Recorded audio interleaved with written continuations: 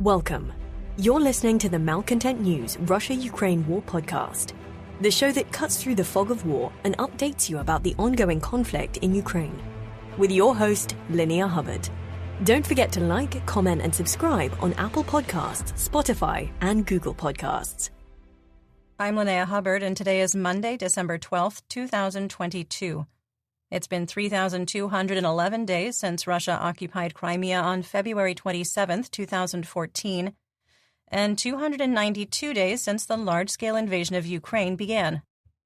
Today's podcast looks at what happened yesterday in the Russia-Ukraine war. The Malcontent News Russia-Ukraine War update is compiled by our team from around the world.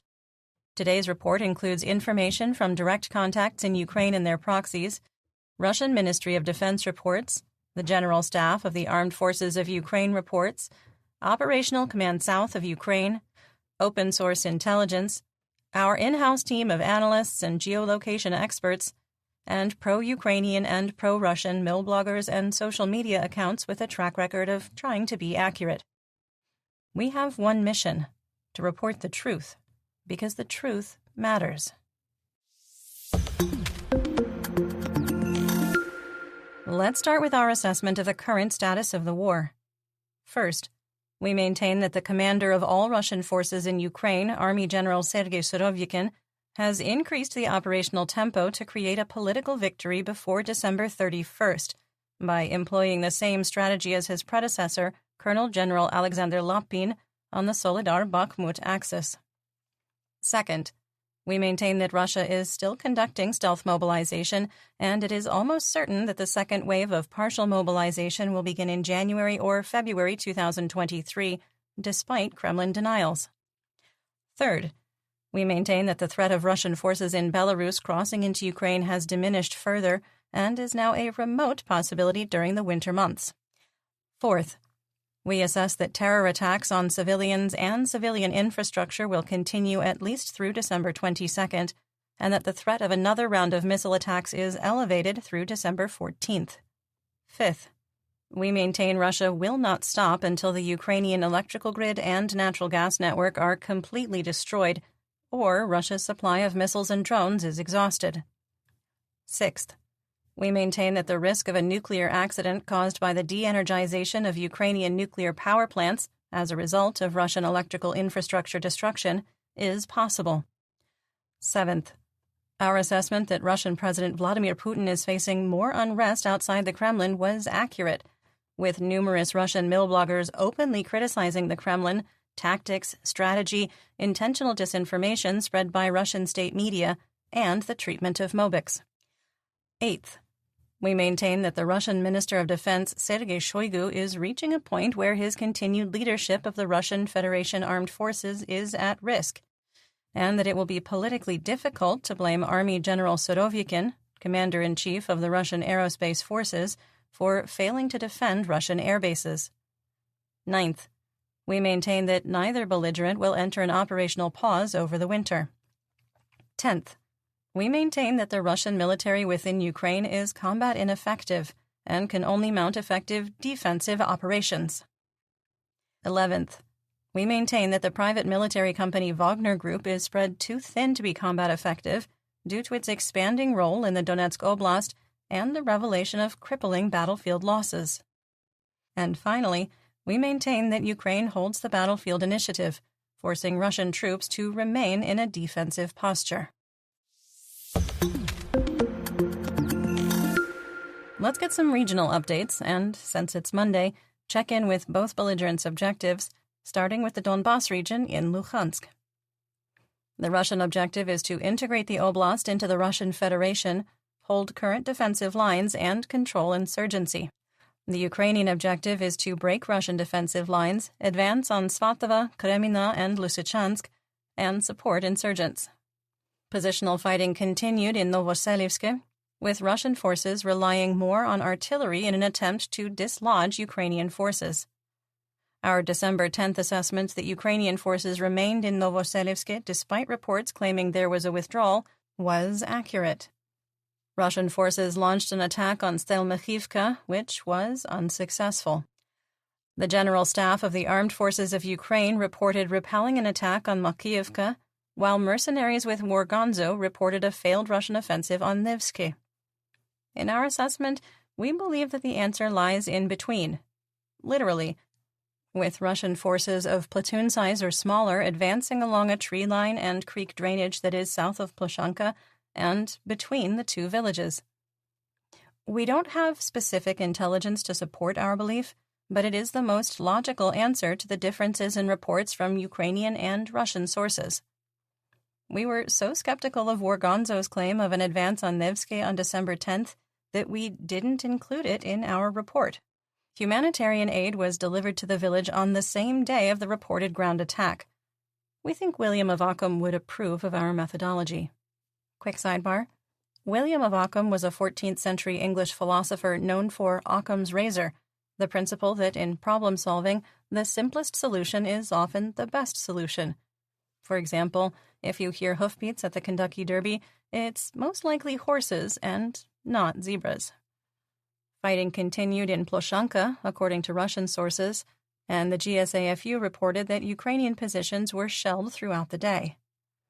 The situation remains unchanged in Chervonopopivka, with continued fighting and the shelling of Ukrainian positions, with Ukrainian forces just west of the P-66 highway ground line of communication. Called a GLOC, that's a supply line. Ukrainian positions in Pishane were shelled, and fighting continued in Zhitlivka. The Russian Ministry of Defense reported glorious victories, while Wargonzo was pessimistic, claiming Russian forces were struggling to hold positions on the P-66 highway. Wargonzo also validated our assessment that terrain was playing a factor, claiming Ukraine had the initiative because they hold the ridgeline just west of Zhitlivka and through Chervonopopivka. Ukrainian positions around Dibrova, the one in Luhansk, were shelled, while the Russian MOD reported continued fighting.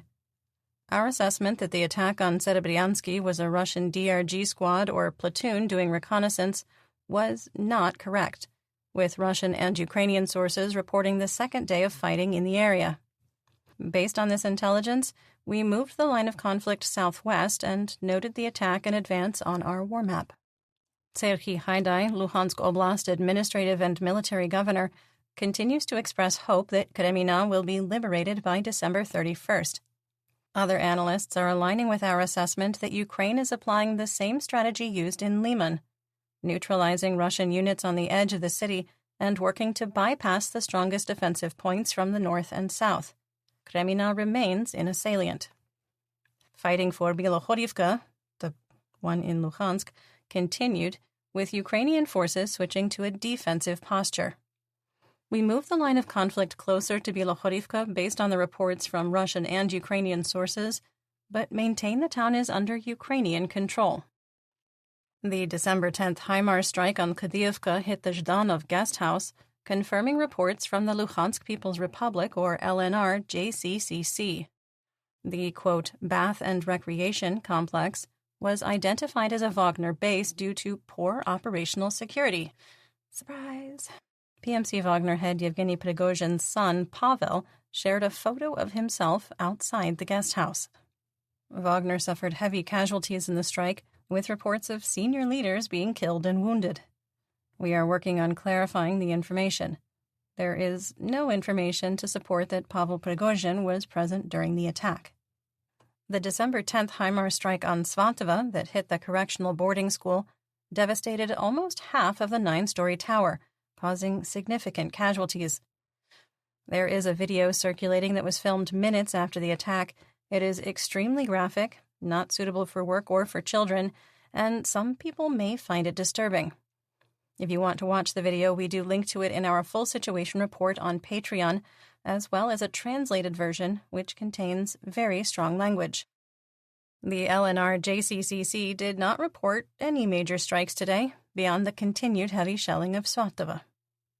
In northeast Donetsk, the Russian objective is to integrate the oblast into the Russian Federation, defend against Ukrainian advances toward Luhansk, and capture Bakhmut Soledar. The Ukrainian objective is to defend Bakhmut Soledar and minimize civilian casualties.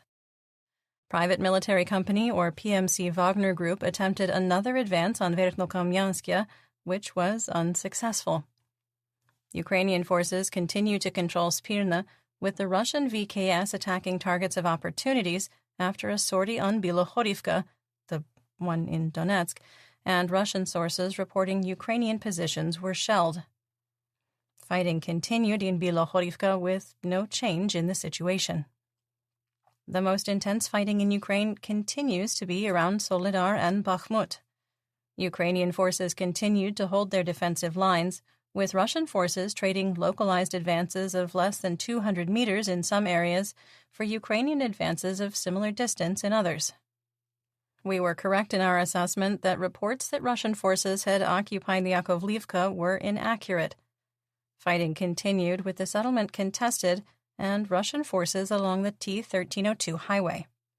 Intense fighting continued on the eastern edge of Soledar and in the central and southern regions of Bakhmutsk, with no change in the situation. The defensive lines around Bakhmut remain stable, with intense fighting. Both belligerents are suffering catastrophic losses. Ukrainian troops, medical personnel, and military leaders report that, although the losses are high, they aren't close to the 500 to 1,000 casualties a day Ukraine suffered in May and June during the Russian offensive on Severodonetsk, Lysychansk, and Popasna-Hirske Zolote. Russian forces led by PMC Wagner continued their attempts to advance on Pirhorodne and lost some ground south of the Bakhmut suburb. An editor's note here: similar to the situation around Severodonetsk and Lysychansk, individual battles are not a zero-sum game of win or lose. The situation is difficult for both belligerents for different reasons and remains very fluid. If either belligerent exhausts their combat strength, they could face a rapid collapse of their positions. It's also possible that the offensive could wither away, as Wagner's push in September did. Ukraine and Russia have traded the same 2 to 3 kilometer strip of land east of Bakhmut since August. However, this is the strongest advance made by Russia to date, using the largest number of light infantry resources. Ukrainian positions in Klishchiivka were shelled and hit with airstrikes, but there were no reports of a continued ground offensive by Russian troops. We have seen some maps indicating that Opitne is in a deep salient and claiming Russian forces have advanced to the edge of Klishchiivka, crossing the water obstacles and ridgeline and occupying southern Bakhmut. There is absolutely no evidence to support this. The GSAFU reported that Ukrainian positions in Opitne were shelled overnight. Intense fighting was reported around Avdiivka, in Donetsk, with Ukrainian sources claiming the bulk of the fight was east of the hamlet and Russian sources claiming it was to the west. We maintain the settlement is a no-man's land. Russian social media account reports of Ukrainian forces withdrawing from Bakhmut are false. The unit changes are part of planned rotation so that units can maintain combat effectiveness and protect the force's psychological well-being. In a previous episode, we had outlined that Ukrainian commanders learned in Lysychansk that the NATO system was better for preserving combat strength versus the Soviet-era doctrine of leaving forces in place until combat destroyed. Ukrainian generals blame the rapid collapse of the defense of Lysychansk on psychological collapse of troops that were not permitted to leave the first echelon after evacuating from Severodonetsk. In southwest Donetsk, the Russian objective is to integrate the oblast into the Russian Federation, capture the rest of the oblast, and bring the insurrection across southwestern Donetsk under control. The Ukrainian objective is to lock Russian military assets in place, defend the existing line of conflict while finding and exploiting weaknesses, destroy troop concentrations and command and control sites, and interdict supplies and disrupt logistics. Mercenaries with Rybar reported that fighting across southwest Donetsk was localized and positional, with Russian forces fighting to improve positions and not attempting to break through Ukrainian defensive lines. The GSAFU reported that Ukrainian forces repelled an attack on Yurivka, which is southwest of New York. We couldn't determine if the attack was launched from Novoselivka or Shiroka Balka. Russian forces have been probing Ukrainian defenses around Toretsk and New York, and it's unclear if this is part of a looming larger offensive operation or spoiling attacks to lock resources in place. Positional fighting continued in and near Vodiana, Pervomayske, and Nevelske, with no change in the situation. The 1st Army Corps of the Donetsk People's Republic, or DNR, has switched to a defensive posture in Marinka, with no change in the situation. Another day of the glorious military traditions of the DNR forces was carried out, with another attempt to advance into Novomikhailivka without success. There were reports of fighting across the line of conflict from Volodymyrivka to Prechestivka. The day after Rybar criticized Russian state media for breaking OPSEC in Volodymyrivka, a video showed Ukrainian positions in the quarry being struck by Grad rockets fired by Multiple Launch Rocket Systems, or MLRS. The December 10th video released by Russia Today, or RT, was meant as a promotional piece for former Roscosmos head Dmitry Rogozin, and was recorded in the very same quarry. Based on the information and video, we've adjusted the line of conflict south, marking the quarry as occupied by Ukrainian forces. Wargonzo reported an attempted Russian advance on Vuhledar, but made no claims of success or that it was a large-scale attack. The GSAFU reported that Ukrainian positions in or near Pavlivka were shelled, and we maintain that Ukraine is in the northwest corner of the settlement, north of the Kashlachach River. Russian sources claimed there was an attempted advance on Prechestivka. A company of Russian forces attempted to advance on Velika Novosilka, and it was a disaster, with a T-80BV main battle tank, or MBT, and 5 BMP-2 infantry fighting vehicles, or IFVs, destroyed. Multiple sources reported there was fighting in Vremivka, while Wargonzo reported Ukrainian forces in Neskuchne attempted to advance on Storozheve without success. It's unclear to our team how all this can be possible, as Russian forces advancing on Vremivka would have to move through Neskuchne, and there have been no reports of Russian troops capturing Novosilka or the road that leads to Vremivka. The People's Militia of the DNR Public Relations Telegram channel claimed their forces destroyed an M777 155mm howitzer, 1 MBT, and 6 units of, quote, armored and automotive vehicles. Without any evidence, of course. Ukrainian forces carried out 235 fire missions on the occupied territories. The occupied cities of Kholivka and Donetsk were shelled again, but with less intensity. In the Mayak market, Department of Emergency Services employees abandoned their effort to put out fires due to a threat of a second strike and drove off. The withdrawal was documented by Russian state media. While moderators of VK, Telegram, Rutube, and other Russian social media channels censored discussions of how Russian forces are committing the shellings on Donetsk, they aren't watching TikTok close enough. During a TikTok live from the occupied territory, while moderators of VK, Telegram, Rutube, and other Russian social media channels censored discussions of how Russian forces are committing the shellings on Donetsk, they aren't watching TikTok close enough. During a TikTok live from the occupied territory, residents claimed that Ukraine and Russia were shelling the area in the comments and during the video. The self-declared leader of the DNR, Denis Pushilin, fired the mayor of Debaltseve due to community complaints about their performance.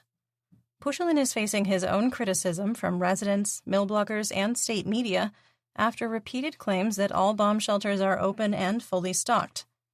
Dozens of pictures have been shared across social media of bomb shelters blocked, padlocked, and the ones that are open contain no supplies.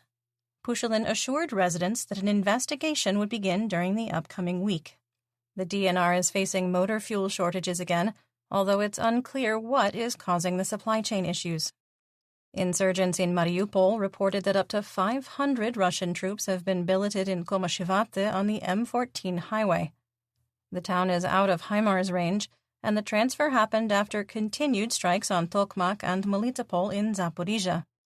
Russian helicopters repeatedly flew over the city from the direction of Zaporizhia, heading east and past the remains of the Azovstal metallurgical factory. The GSAFU reported that an attack on Krasnohorivka was repelled in Donetsk, but did not clarify if it was the town west of Novoselivka-Druha or north of Marinka. Because fighting was reported in the general area around both Krasnohorivkas, no other sources claimed ongoing fighting, and there were no pictures or videos, we could not determine the correct town. You're listening to the Malcontent News Russia-Ukraine War Podcast.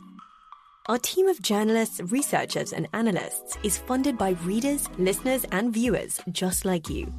To support independent journalism, please consider becoming a patron. You can find us on patreon.com at Malcontent News. Moving on to Kherson and Zaporizhia.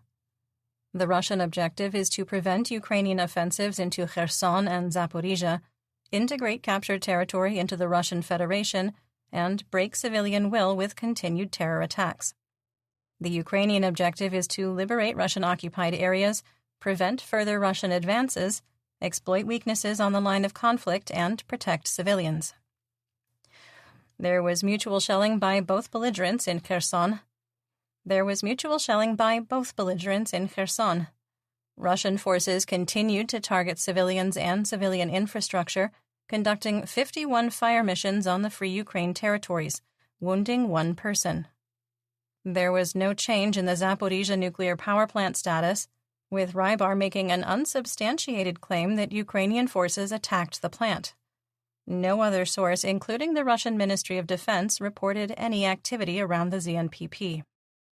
The December 10th strike on the Hunter's Stop Resort, not Hunter Biden, let's not even go there, was occupied by an elite Russian FSB unit, recently arrived Chechen forces, and one of the units of the 19th Motor Rifle Division of the 58th Army from South Ossetia. Pictures of the destruction leaked by insurgents started to appear on social media. Multiple sources reported that Sevastopol hospitals are overwhelmed with wounded and have an acute shortage of donated blood. In the rest of Zaporizhia, Russian forces remain in a defensive posture, with artillery and tank fire from the Zaporizhia-Donetsk administrative border to Huliapola to Orekhiv to Mali Sherbaki. The GSAFU reported that Lobkovo was shelled, raising speculation that Ukrainian forces occupied or liberated the settlement. For months, we've maintained the village is on the line of conflict and is contested. We did not change its status or update the map. In the Black Sea, Crimea, Mykolaiv, and Odessa region, the Black Sea Fleet has 8 vessels on patrol, with no missile carriers. On the Russian front, a Russian Su-25 was damaged by Ukrainian air defenses, knocking out its hydraulic system. The pilot elected not to eject from the crippled ground attack airplane and made a gear-up emergency landing. A video showed the pilot executed a textbook belly landing with no fire after the plane skidded to a stop. The airframe obviously suffered significant mechanical and structural damage. This might be the first time there weren't any significant developments theater-wide and outside Ukraine since the large-scale invasion by Russia on February 24th. So let's move right along to Russian mobilization. Rodion Miroshnik of the LNR, who touts the great success of the combat-destroyed 2nd Army Corps, posted on Telegram he was crowdsourcing basic supplies for the 206th Regiment of the LNR. The request includes flashlights with batteries, portable gas burners with fuel, thermal underwear, camouflage winter clothing, winter boots, hats, gloves, rations, and potable water. He didn't request guns or helmets, so apparently the Mobics have been provided something to use for fighting. But the request for aid to buy winter gear for LNR separatists on December 11th is shocking. In economic news, the Russian ruble was stable over the weekend and opened on Monday morning Moscow time with an exchange rate of 63 for $1. Oil prices are expected to open lower on Monday, with WTI crude falling to $70 a barrel and Brent dropping to $75. Russian Urals crude had fallen to $50 a barrel. That's $10 below the price cap and trading at an unprofitable price point. United States wholesale RBOB gasoline on the spot market will open at $2.03 a gallon, or 54 cents a liter, the lowest price since March 2021. Dutch TTF natural gas futures are starting the week lower, falling to €133 per megawatt hour for January 2023 delivery and €134 for February. Chicago SRW wheat futures rose over the weekend to $7.46 for March 2023 delivery, but appear to be unfazed by the power outages in Odessa. And that's what we know. Join me again tomorrow for more updates. Until then, stay safe, everyone. You've been listening to the Malcontent News Russia-Ukraine War podcast. To help keep us independent, please consider providing financial support by becoming a patron. Want on-demand news in your hand? Download the Google News app and make Malcontent News one of your favorites to receive breaking news updates. Thank you for listening.